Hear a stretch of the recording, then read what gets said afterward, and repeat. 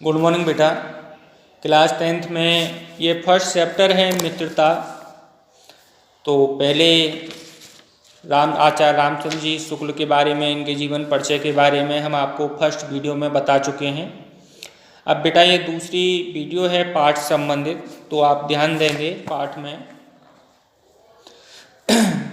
जब कोई युवा पुरुष अपने घर से बाहर निकलकर बाहरी संसार में अपनी स्थिति जमाता है, तब पहली कठिनता उसे मित्र चुनने में पड़ती है। यदि उसकी स्थिति बिल्कुल एकांत और निराली नहीं रहती, तो उसकी जान पहचान के लोग धड़ाधड़ बढ़ते जाते हैं और थोड़े ही दिनों में कुछ लोगों से उसका हेल मेल हो जाता है। यही हेल मेल बढ़ते बढ़ते मित्रता के रूप में परिणित हो जाता है। मित्रों के चुनाव की उपयुक्तता व उसके जीवन की सफलता निर्भर हो जाती है, क्योंकि संगति का गुप्त प्रभाव हमारे आचरण पर बड़ा भारी पड़ता है। हम लोग ऐसे समय में समाज में प्रवेश करके अपना कार्य आरंभ करते हैं जबकि हमारा चित्त कोमल और हर तरह का संस्कार ग्रहण करने योग्य रहता है। हमारे भाव अपरिमार्जित और हमारी प्रवृत्ति अपरिपक्व रहती है। हम लोग कच्ची मिट्टी की मूर्ति के समान रहते हैं, जिसे जो जिस रूप का चाहे उस रूप का बना सकता है, चाहे वह हमें राक्षस बना दे, चाहे वह हमें देवता। ऐसे लोगों का साथ करना हमारे लिए बुरा है जो हमसे अधिक दृढ़ संकल्प के हैं, क्योंकि हमें उनकी हर एक बात बिना विरोध के मान लेनी पड़ती है। पर ऐसे लोगों का साथ करना और बुरा है जो हमारी ही बात को ऊपर रखते हैं, क्योंकि ऐसी दशा में न तो हमारे ऊपर कोई दबाव रहता है और न हमारे लिए कोई सहारा रहता है। दोनों अवस्थाओं में जिस बात का भय रहता है, उसका पता युवा पुरुषों को प्रायः बहुत कम रहता है। यदि विवेक से काम लिया जाए तो यह भय नहीं रहता, पर युवा पुरुष प्रायः विवेक से काम करते हैं। कैसे आश्चर्य की बात है कि लोग एक घोड़ा लेते हैं तो उसके गुण दोष कितना परख कर लेते हैं, लेकिन जब हम किसी को मित्र बनाते हैं तो उस पर कुछ भी विचार नहीं करते। वे उसमें सब बातें अच्छी ही अच्छी मानकर अपना पूरा विश्वास जमा देते हैं। हंसमुख चेहरा, बातचीत का ढंग, थोड़ी चतुराई या साहस, ये ही दो चार बातें किसी में देखकर लोग चटपट अपना बना लेते हैं। हम लोग यह नहीं सोचते कि मैत्री का उद्देश्य क्या है तथा जीवन के व्यवहार में उसका कुछ मूल्य भी है।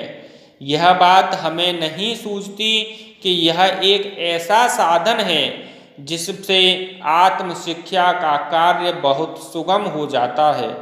एक प्राचीन विद्वान का वचन है कि विश्वास पात्र मित्र से बड़ी भारी रक्षा रहती है। जिसे ऐसा मित्र मिल जाए उसे समझना चाहिए कि खजाना मिल गया। विश्वास पात्र मित्र जीवन की एक औषधि है। हमें अपने मित्रों से यह आशा रखनी चाहिए कि वे उत्तम संकल्पों में हमें दृढ़ करेंगे, दोषों और त्रुटियों से हमें बचाएंगे, हमारी सत्य, पवित्रता और मर्यादा के प्रेम को पुष्ट करेंगे। जब हम कुमार्ग पर पैर रखेंगे तब वे हमें सचेत करेंगे।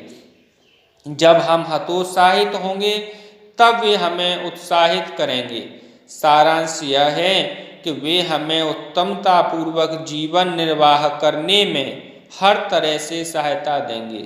सच्ची मित्रता में उत्तम से उत्तम वैद्य की सी निपुणता और परख होती है। अच्छी से अच्छी माता का सा धैर्य और कोमलता होती है। ऐसा ही मित्रता करने का प्रयत्न पुरुष को करना चाहिए। छात्रावास में तो मित्रता की धुन सवार होती है, मित्रता हृदय से उमड़ पड़ती है। पीछे के जो स्नेह बंधन होते हैं उसमें न तो इतनी उमंग रहती है और न उतनी खिन्नता। बाल मैत्री में जो मग्न करने वाला आनंद होता है, जो हृदय को बेदने वाली ईर्ष्या और खिन्नता होती है, वह और कहाँ। कैसी मधुरता और कैसी अनुरक्ति होती है, कैसा अपार विश्वास होता है, हृदय के कैसे कैसे उद्गार निकलते हैं, वर्तमान कैसा आनंदमय दिखाई पड़ता है और भविष्य के संबंध में कैसी लुभाने वाली कल्पनाएं मन में रहती हैं। कितनी जल्दी बातें लगती हैं और कितनी जल्दी मानना मनाना होता है। सहपाठी की मित्रता, इस उक्त में हृदय के कितने भारी उथल पुथल का भाव भरा हुआ है। किंतु जिस प्रकार युवा पुरुष की मित्रता स्कूल के बालक की मित्रता से दृढ़, शांत और गंभीर होती है, उसी प्रकार हमारी युवावस्था के मित्र बाल्यावस्था के मित्रों से कई बातों में भिन्न होते हैं।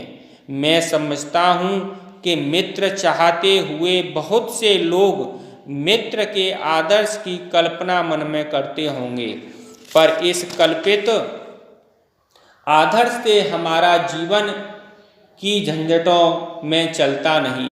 सुंदर प्रतिमा, मनभावनी चाल और स्वच्छंद प्रवृत्ति के ही ये 2-4 बातें देखकर मित्रता की जाती है, पर जीवन संग्राम में साथ देने वाले मित्रों में इनमें से कुछ अधिक बातें होनी चाहिए। मित्र केवल उसे ही नहीं कहते जिसके गुणों की तो हम प्रशंसा करें, पर जिससे हम स्नेह न कर सकें, जिससे अपने छोटे छोटे काम तो हम निकालते जाएं पर भीतर ही भीतर घृणा करते रहें। मित्र सच्चे पथ प्रदर्शक के समान होने चाहिए, जिस पर हम पूरा विश्वास कर सकें। भाई के समान होना चाहिए, जिसे हम अपना प्रीत पात्र बना सकें। हमारे और हमारे मित्र के बीच सच्ची सहानुभूति होनी चाहिए, ऐसी सहानुभूति जिससे एक के हानि लाभ को दूसरा अपना हानि लाभ समझे। मित्रता के लिए यह आवश्यक नहीं है कि 2 मित्र एक ही प्रकार का कार्य करते हों या एक ही रुचि के हों। इसी प्रकार प्रकृति और आचरण की समानता भी आवश्यक या वांछनीय नहीं है। 2 भिन्न प्रवृत्ति के मनुष्यों में बराबर प्रीत और मित्रता रही है। राम धीर और शांत प्रकृति के थे, लक्ष्मण उग्र और उद्धत स्वभाव के थे, पर दोनों भाइयों में अत्यंत प्रगाढ़ स्नेह था। उदार तथा उच्चाशय कर्ण और लोभी दुर्योधन के स्वभावों में कुछ विशेष समानता न थी, पर उन दोनों की मित्रता खूब निभी। यह कोई बात नहीं है कि एक ही स्वभाव और रुचि के लोगों में ही मित्रता हो सकती है। समाज में विभिन्नता देखकर लोग एक दूसरे की ओर आकर्षित होते हैं, जो गुण हम में नहीं है। हम चाहते हैं कि कोई ऐसा मित्र मिले जिसमें वे गुण हों। चिंताशील मनुष्य प्रफुल्लित चित्त का साथ ढूंढता है, निर्बल बलि का, धीर उत्साही का, उच्च आकांक्षा वाला चंद्रगुप्त युक्त और उपाय के लिए चाणक्य का मुँह ताकता था। नीत विशारद अकबर मन बहलाने के लिए बीरबल की ओर देखता था। मित्र का कर्तव्य इस प्रकार बताया गया है, उच्च और महान कार्यों में इस प्रकार सहायता देना, मन बढ़ाना और साहस दिलाना कि तुम अपनी निज की सामर्थ्य से बाहर काम कर जाओ। यह कर्तव्य उसी से पूरा होगा जो दृढ़ चित्त और सत्य संकल्प का हो। इससे हमें ऐसे ही मित्रों की खोज में रहना चाहिए जिनमें हमें अधिक आत्मबल हो। हमें उनका पल्ला उसी तरह पकड़ना चाहिए जिस तरह सुग्रीव ने राम का पल्ला पकड़ा था।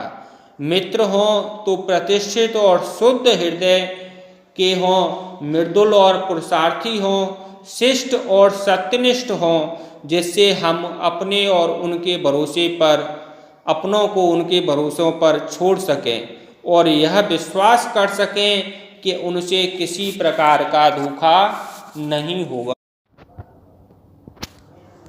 हमने अभी आपको बताया फर्स्ट पार्ट का ये जो फर्स्ट पैरा जो है बताया। अब नेक्स्ट वीडियो में हम इसका सेकंड पैरा आपको बताएंगे। तो बेटा इस पैरा को अच्छी तरह से पढ़ें और ध्यान से इसका अध्ययन करें, जिससे कि जो आगे हम आपको प्रश्नोत्तर दें वो आप सही से हल कर सकें। धन्यवाद।